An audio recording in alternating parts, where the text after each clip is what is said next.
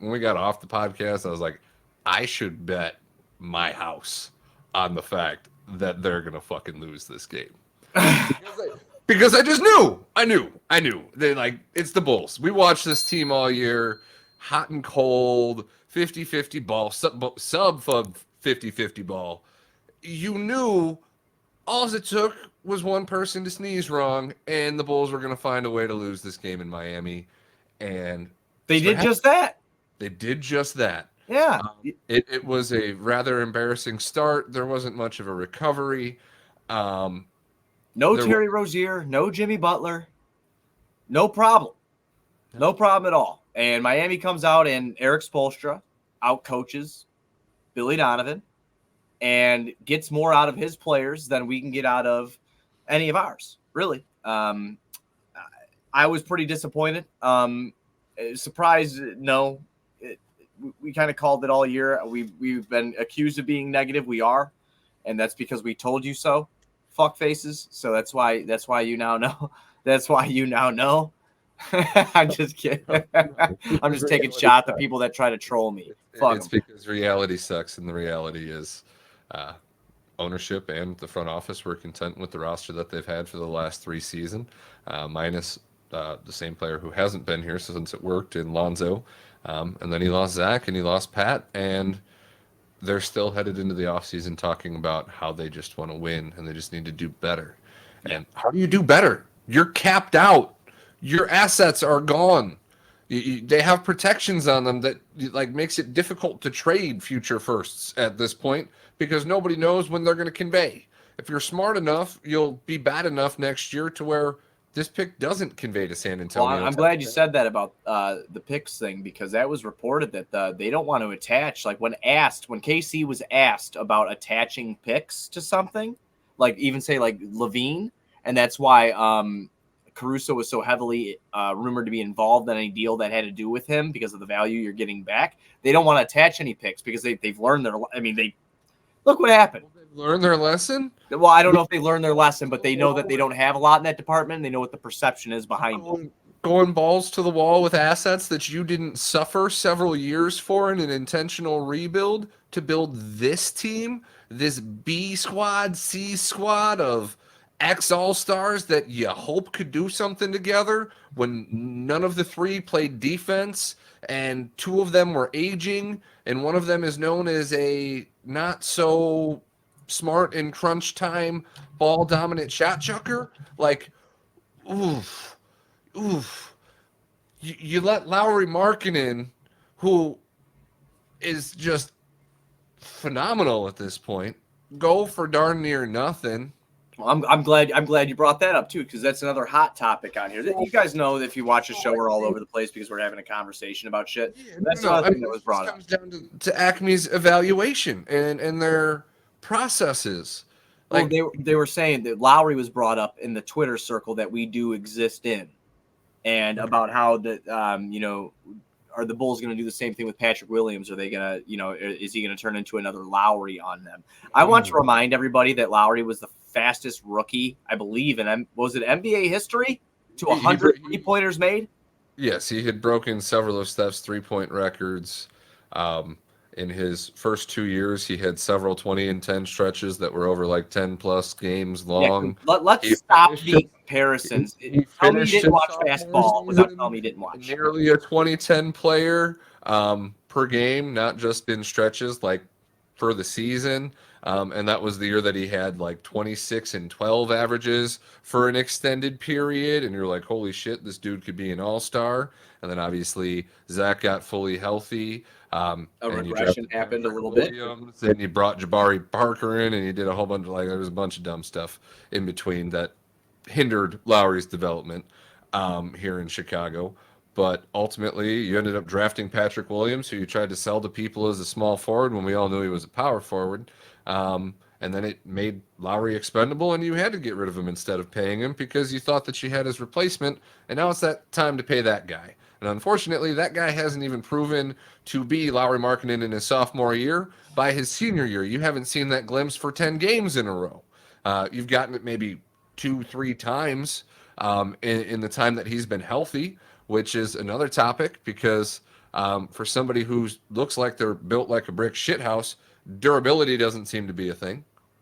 Yeah, well, I mean, he's had some trouble with his time in the league. I just think that it was a crazy ass comparison when I was seeing everybody be like, "Oh, well, what about Lowry? Lowry, he turned into a star. The same thing's gonna happen with Pat. Lowry showed stretches of being that guy. Like, let's just please don't forget, Patrick Williams wasn't invited to the fucking rookie sophomore game. There was a point in time where Garpax valued Lowry more than Levine. It was Lowry's team. Lowry was the pillar. Zach was kind of expendable.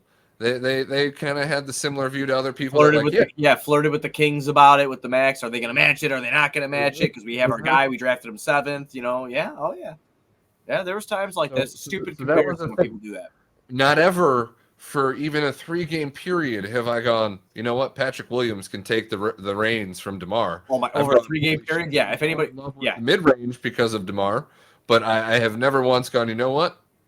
He's ready to take DeMar's spot. We can let DeMar go. Pat's ready for that role.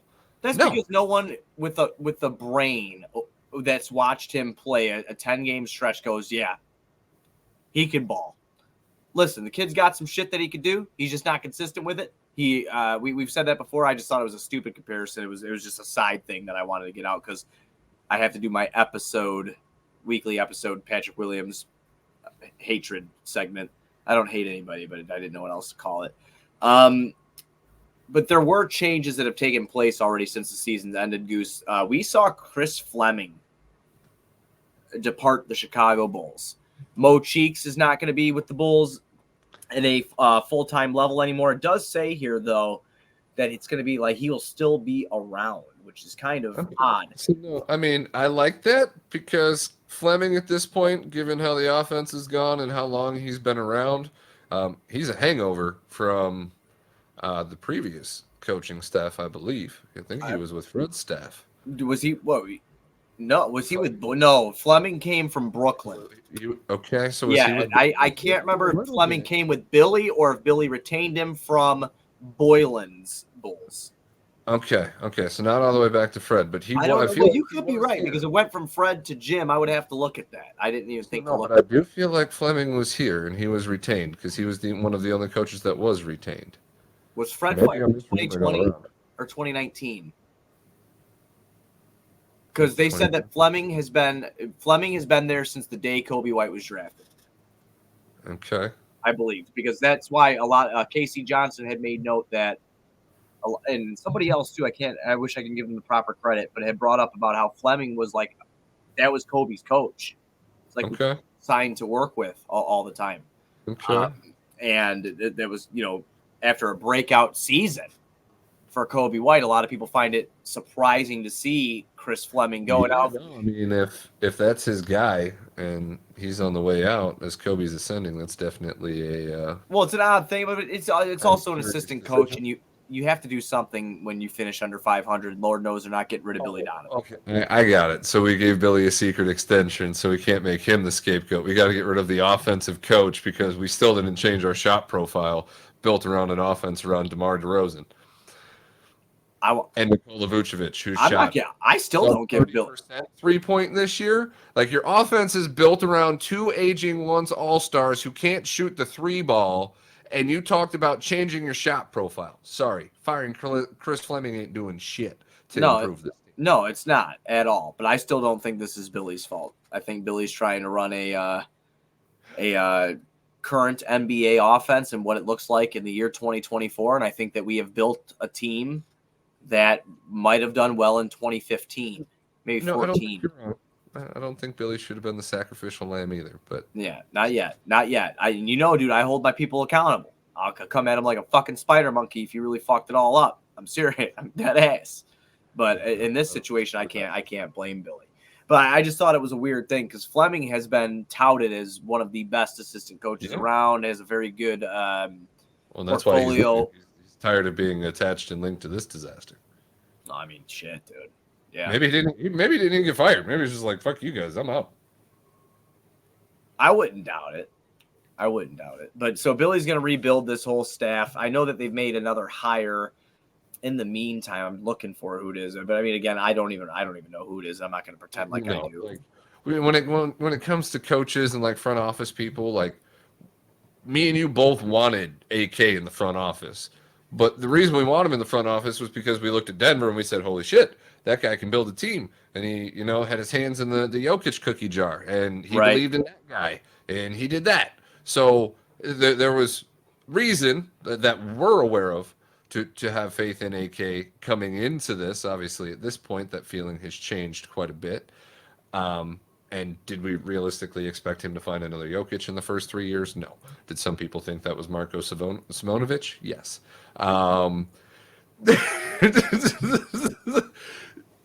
Shots fired, man. Shots fired. So no, I mean, I'm not going to pretend to know coaches. I've never played for any of these guys. I am not friends with players who have played for these guys. I'm not going to pretend that watching Billy chew gum through the TV screen makes me understand how he coaches or what he's doing in huddles. So I'll leave that to the pros, and we're professionalists, kind of. So yeah, no, not really. Try to be. Try to be. But, I'm not going to pretend to know which coach is the right decision for an assistant coach. Yeah, no, I'm not going to play in that whole thing either. When people do that, that's just because they want to throw hot takes at the wall to say they're right. You had mentioned about the offense and how it's built around an aging Nikola Vucevic and an aging DeMar DeRozan. On DeMar DeRozan, Arturas Karnisovas in his end-of-the-year presser said that DeMar's been great for us for 3 years. He's been invested in the city of Chicago. And he's been really great to our young guys. So both sides are interested in continuing. And we'll see what happens in free agency. It was reported that the Bulls offered him, and now the numbers have been skewed a little bit. It's been reported that he has received a 2-year contract offer extension for $40 to $45 million a year. I saw that shit. And shit yourself? Yeah, are you fucking kidding me? What made me shit myself even more was when I read the part that he declined it because he wanted more years. Yeah, more years. Are you fucking kidding me? I went, what? Motherfucker. They at least attempted to do what we talked about on the previous show. We said if you're going to extend DeMar and you're going to try to tie him up and link him to the duration in which you are now tied to Nikola Vucevic because you paid that man when you shouldn't have, and that's just kind of is what it is, and DeMar and Vuce will be around to be your vets for a young rebuilding team, and you're overpaying them to be here, but it doesn't matter because the rest of your roster is filled with fucking rookie salaries from having draft picks. Right. If that's the goal and that's the vision, by all means. But at this point, they're shoving us more continuity bullshit down our throats and telling us that it's all going to get better. And I can't do it because another offseason. No, listen to me. This is a blessing in disguise that he said no because he wants more years. Go. No, please just go. You did the right thing. It's out there. On a mid-level exception until the league phases you out, because as much as I love you, as much as you've been great for the fans and you've been great in terms of memories of a free agent that has been brought in my lifetime. And done something awesome. Plenty of awesome things, has made this team worth watching the last few years, regardless of who else has been injured. I do not want to pay you again. Over 2 years? No, the $40 million was insane. What do you? It doesn't make Are you trying to prove the point that you've never paid the luxury tax in the last decade? Do they not know how to fucking haggle? Did he go in there and they say, "Hey, we're gonna give you 25"? He goes 30, and they just say 40 because they're stupid. Why? I don't know. I mean, I love DeMar, dude. He's great for the young guys. It's awesome. And everything, and I had a lot of fun watching him play here. I just don't really understand. I think the Clippers we're going to see Lonzo Ball, DeMar DeRozan, Nikola Vucevic, and Zach LaVine on this fucking team next year. We're going to lose Paul George, although Kawhi Leonard is reported to be playing in Game 2. He played last night. Did he? Yeah, Dallas beat him. The report was that Kawhi wasn't going to play. No, he played. Okay. Yeah, no, I watched last night. Yep. It's really funny. Again, another fun conversation I had with my brother who was just here before he left, but about how his generation, he's much younger than me. He's 10 years younger than me, and my other brother's 13 years younger than me. And they're fucking know-it-all assholes. So, they have everything figured out. But they always make fun of me and tell me about how my era basketball wasn't as talented as the era is now, do you notice that all these teams having trouble breaking 100 points in the playoffs this year because everybody's playing defense? It's like, oh, no. Actually do know what I'm fucking talking about here. It's a different league. I'm sorry I went on that tangent. I'll let you continue. But I went on a tangent there. Well, no, I'm just saying DeMar should go to the Clippers. Regardless. I don't want Paul George. Do you want Paul George? Oh no, I'm not saying. I mean, would I take Paul George over DeMar just because he shoots threes? And I think he might have a little bit more life in him. Sure. Does that change anything for me? Does that make me feel better? Not really. I mean, if 2 years ago you told me I could have Lonzo Ball, Zach LaVine, Paul George, Patrick Williams, and Nikola Vucevic, I probably would have been like, damn, that team's a contender. I probably would have said about Patrick Williams, Ben, yeah, right with you. But 2025, Lonzo coming back off an injury that's never really successfully been come back from to at least be, the player that you were before. Obviously, the player that he is in his favor in that sense because he's not based on his athleticism, but a disgruntled Zach LaVine coming back happy and confident and playing good ball like we've seen him play. Being grateful he wasn't shipped to fucking Detroit. Being grateful he wasn't shipped to Detroit because his agent suggested wisely to have a season-ending surgery that kind of ixnayed that.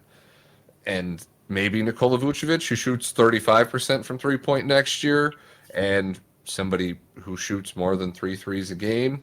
Yeah, like I could get behind that more, but no, more so. Yeah, we might win the play-in. More so, I'm just saying that DeMar's not going to get a sniff of $40 million anywhere else but here, and that's only because what we gave up for him, and as we've touched on multiple times, paying him means you give him the keys to send your pick to the team that you traded for him. If you are just good enough, like you were this year, to finish 11-14 in the lottery, you are sending a lottery pick next year to the San Antonio Spurs because you decided to pay DeMar DeRozan $40 million a year. Say what? Just sounds crazy when you say it out loud. Who is thinking this? Like, it can't be Arturas Karnisovas because we finally see accountability here, Goose. We finally see accountability within his opening statement at his end of season presser, where he said, we fell short of expectations. The goal is a championship. My mission remains unchanged. Sir, your mission statement to start this season was you wanted to see the first round of the playoffs. You cannot go from playing 11th, capped out, not enough money to retain the players that you have going into free agency, talking about offering one dude $40 million when the other guy apparently still wants 20 and you gave up a 4th overall pick for him. So which guy do you value more? The guy that you invested your rebuild in with a 4th overall pick, the 6th man out of FSU, or DeMar DeRozan, who's about to be 36 years old, still plays the game that was played in the 90s and hasn't had playoff success his whole entire career. And you want to talk about a fucking championship? Stop. Don't say those words in my presence anymore. When you first got here, it was cute. Let's make us cute again. Let's win a championship. I was excited. I don't want to hear that shit now. I want realism. I want harsh realities, not false fucking realities. Get out of here with these rainbows and butterflies. We know we're in hell. I was excited. And he fucking took it away from me. He did it quick, too, motherfucker. Man, did he have me bought in. That's what, like with this press conference, I'm like, man, people are like, hey, he took some accountability for something. And I was like, yeah, you know what? He did. He did. He's reeling me. And then I thought to myself, I'm like, no. You've hurt me too much over the last 2 years because you have done nothing. Literally nothing. You walked away from the game on simulation with injuries off, which means it just keeps fucking going and nothing changed. Nothing. I mean, I don't really buy anything. I feel like this guy's in way over his head. I hope I'm wrong. I want to eat my words, but it has been a bad couple years with him.